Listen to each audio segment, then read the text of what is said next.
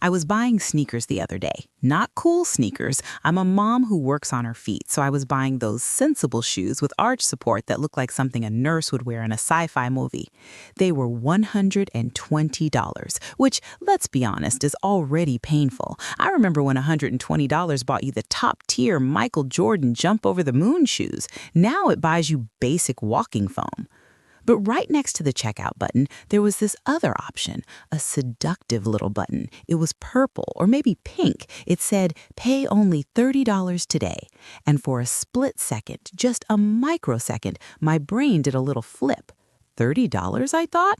Oh, that's nothing. I have $30 in my purse right now. That's basically free. I felt the dopamine hit. The stress of the $120 price tag evaporated. Suddenly, I wasn't spending $100. I was spending $30. I could buy 2 pairs. I could buy the matching socks. I could buy the insoles. Then I stopped. I shook my head, took a sip of my lukewarm coffee, and realized what was happening. I was being hunted. It's your favorite shopper, Karen. I spend a lot of time watching how companies try to trick us. And honestly, this new trick is one of the best I've ever seen. It's slick, it's colorful, and it is absolutely destroying the financial future of an entire generation before they even turn 25. It's called Buy Now, Pay Later. You know the names. Klarna, Afterpay, Affirm, Sezzle. They are everywhere. You can use them for clothes, you can use them for makeup, you can use them for electronics. I saw a button the other day to use Buy Now, Pay Later for a pizza. A pizza, a consumable circle of cheese that will be gone in 20 minutes, and you are going to be paying for it for the next 6 weeks. We are normalizing debt for everyday existence. We are slicing our paychecks into tinier and tinier ribbons until there is nothing left, and nobody is talking about the hangover that is coming. So, put down the credit card or the debit card you're about to link to that Pay in 4 app, and let's talk about why this is the most dangerous financial trend since the subprime mortgage crisis. To understand why this trap works so well, we have to talk about how the human brain processes pain. Yes, pain. Behavioral economists, the people who study why we do stupid things with money, have a term called the pain of paying. When you hand over cash, it physically hurts. You see the $100 bill leave your hand. You feel the loss. Your brain registers a negative emotion. That pain is a safety mechanism. It stops you from buying things you can't afford. It makes you hesitate. It makes you ask, do I really need this? Even with credit cards, there's a little bit of pain. You see the big total number, $120. Ouch. Buy Now, Pay Later, BNPL, is designed to surgically remove the pain of paying. It takes a big, scary number, $120, and turns it into a small, friendly number, $30.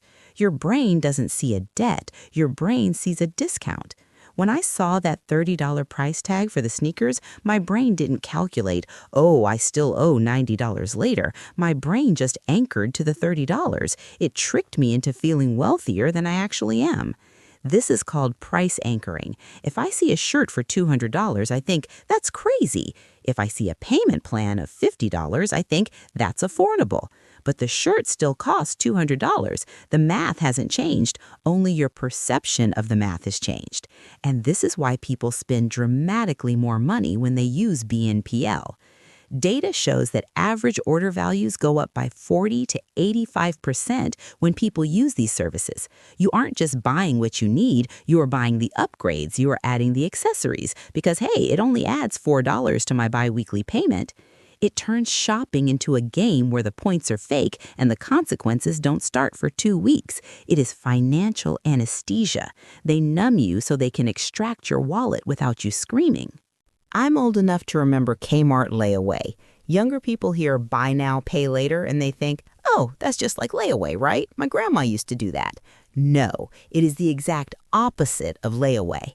With traditional layaway, you went to the store, picked out an item, usually Christmas presents, and gave it to the clerk. They took it to a back room and put your name on it. You paid a little bit every week, and here is the key. You did not get the item until you finished paying.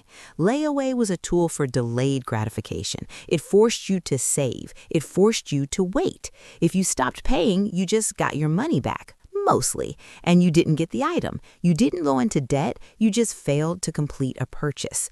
Buy now, pay later is instant gratification. You get the shoes now, you wear the shoes now, you post the shoes on Instagram now, but you pay later.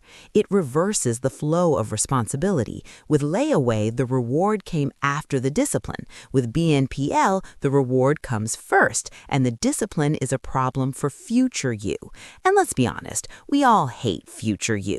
We treat future you like a stranger. Let future Karen worry about that $30 payment. Present Karen wants the shoes. But eventually, future Karen becomes present Karen, and she is broke and she is mad.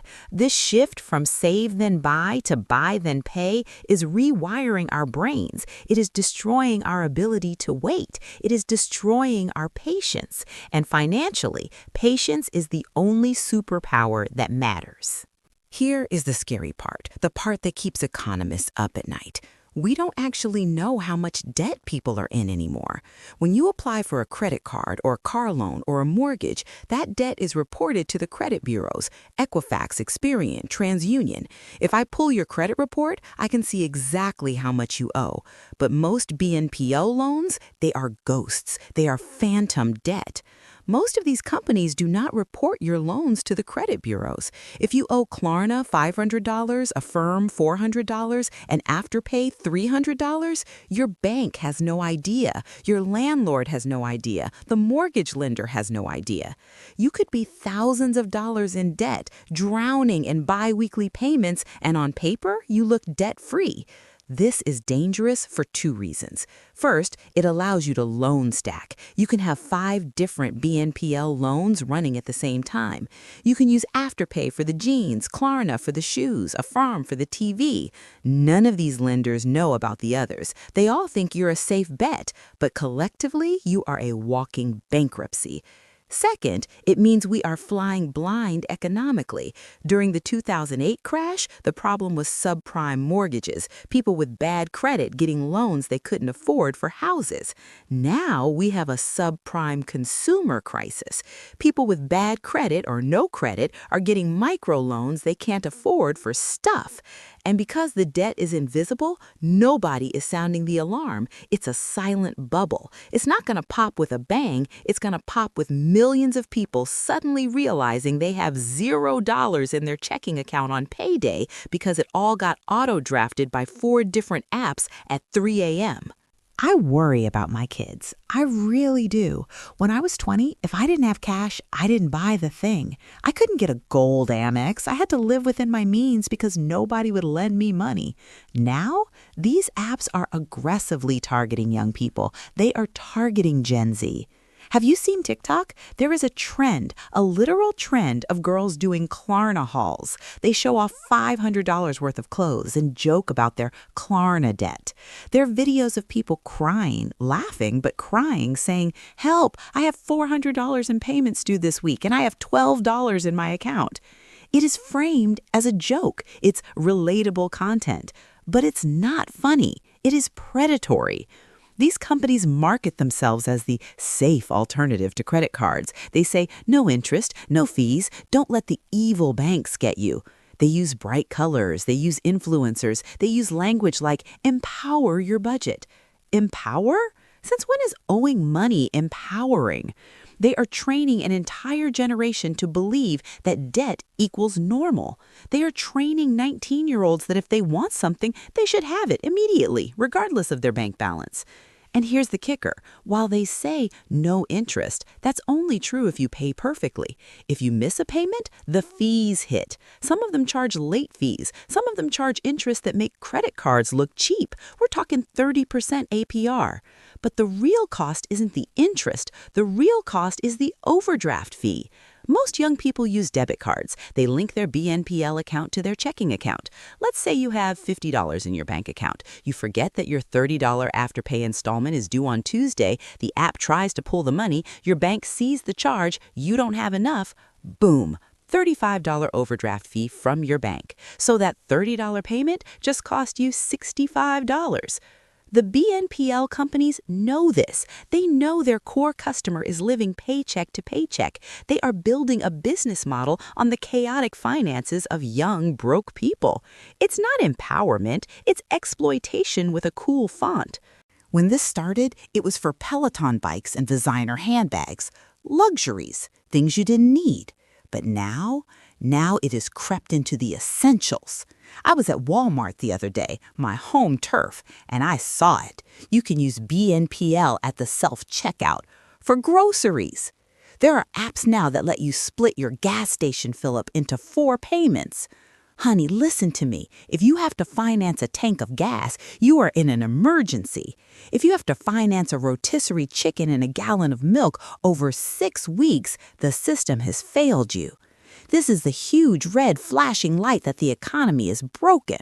When people start financing consumables, things that are gone before you finish paying for them, they are in a death spiral.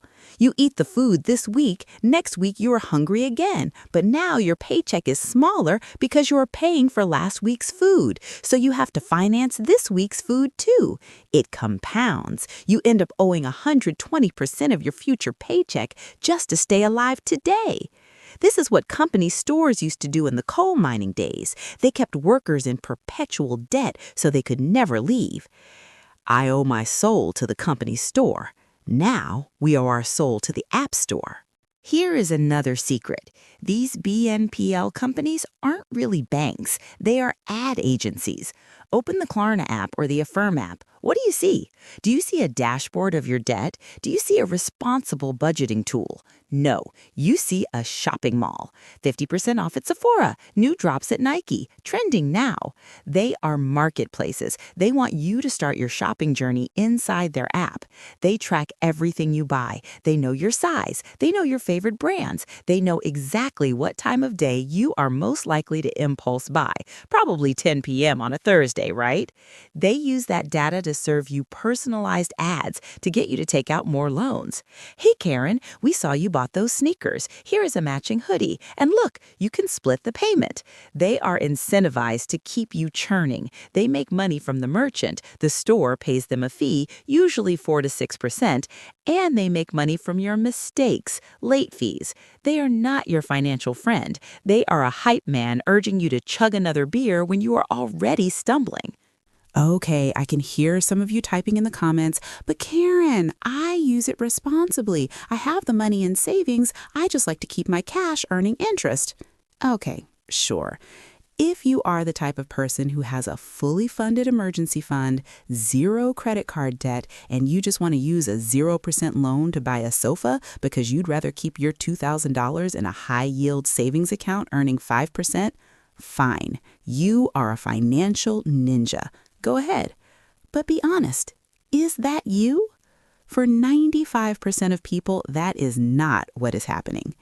We aren't doing interest rate arbitrage. We are buying things we can't afford because we are sad or bored or insecure.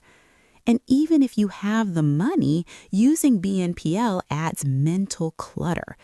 Do you really want to track 4 different payment schedules? Do you really want to worry about which Tuesday the money comes out? Simplicity has value. Peace of mind has value. There is a freedom in just paying for the thing and being done with it. You walk out of the store and you own the shoes. No strings, no emails, no notifications. We underestimate the cognitive load of debt. Every payment plan is a little open tab in your brain. Eventually, your browser is going to crash. So, how do we stop? How do we resist the purple button? Here is the Karen plan for kicking the BNPL habit. Step 1. Delete the apps. Just do it. Delete Klarna, delete Afterpay, delete Affirm. If they're on your phone, you will use them. They're designed to be addictive. Remove the temptation. If you want to use them, force yourself to re-download, re-log in, re-authenticate. Add friction. Friction is your friend. Step 2. Unlink your cards. Go into the settings before you delete the app and remove your saved debit card. Make it impossible for the one-click purchase to happen. Step 3. The wait 24 hours rule. If you see something you want to buy with BNPL, wait 24 hours. I promise you, the urge will pass. The dopamine rush of shopping lasts about 20 minutes. After a good night's sleep, you will look at that $120 pair of sneakers and think, actually, my old shoes are fine. BNPL relies on impulse. Time kills impulse. Step 4. Use the rule of paychecks. Here is a rule I use. If you can't pay for it within one paycheck, you can't afford it. Exceptions for houses and cars, obviously.